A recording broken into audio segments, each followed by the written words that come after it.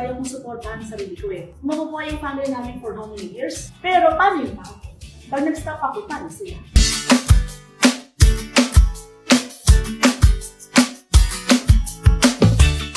What's your motivation? Why you're doing that 8, 10, 12 hours of live streaming? Actually, mayroon nagtanong sa akin, yung friend ko, sabi niya, pwede mo naman siyang gawing 5 hours, 3 hours, or very short lang. Kasi, bumibenta ka naman eh. Sabi ko, hindi. Kasi, pag nakikita ko yung tao, kung gano'n sila kadami, nakikita ko sila, sabi ko, if I will stop, paano sila? Me, kaya kong supportahan sa sarili ko eh. Mabubuhay yung family namin for how many years? Pero paano yun ako? Pag nag-stop ako, paano sila?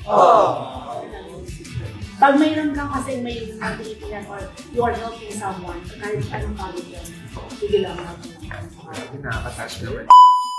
Mama, so every time na nakaka-meet kayo ng mga artista, kumusta? Ano po ang feeling? So happy. Natutuwa talaga ako, guys. Kasi, lalo na yung mga pumupunta dito, yung sina Jo Malvillana, sila Sergin Valle, yan yung mga artista nung 80s, yung parang kabataan ko na, nanonood lang talaga ako ng mga palabas nila sa TV. Pinapanood ko lang talaga sila afternoon or evening, di ba meron ng mga teleserye magpatak ng 6 p.m., 7 p.m.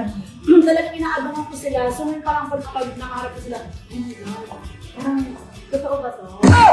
Even kahit na nasa hindi ko na ako sa negosyo natuwa, talaga I'm so amazed. Still, namamangha pa rin ako na nasa harap ko sila. Wow! Yung feeling nila na pagbisita sa inyo, namangha sila sa inyo in a way na yung success ninyo, ako din, mangha sa inyo. You have a certain energy kasi na it attracts blessing when you meet people. Like ako nung na-meet ko kayo, parang magaan, mabait, yung parang merong magnet na gusto kong bumalik doon. Parang gusto kong bumili pa doon. Gusto kong bilhin lahat. Kaya binili Gusto ko kong yung tapos yung Maddox.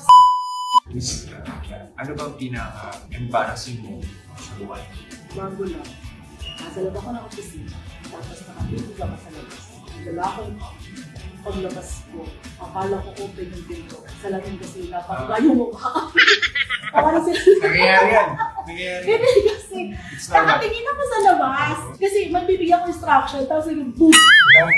Lahat sila. Sabi niya, Mom, hindi ko ako.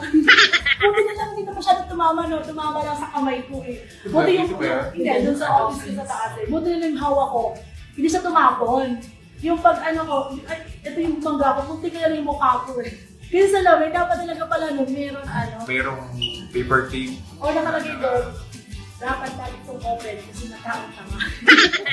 Kung mabasa mo yun, okay lang. Pwede paggawa mo salamin na diamante. Pero ano ako kumanta? Sige, ano ako kumanta? Bigyan mo na. Ha! Dito, titigas niyo yung chan. Ha! Ha! Ha!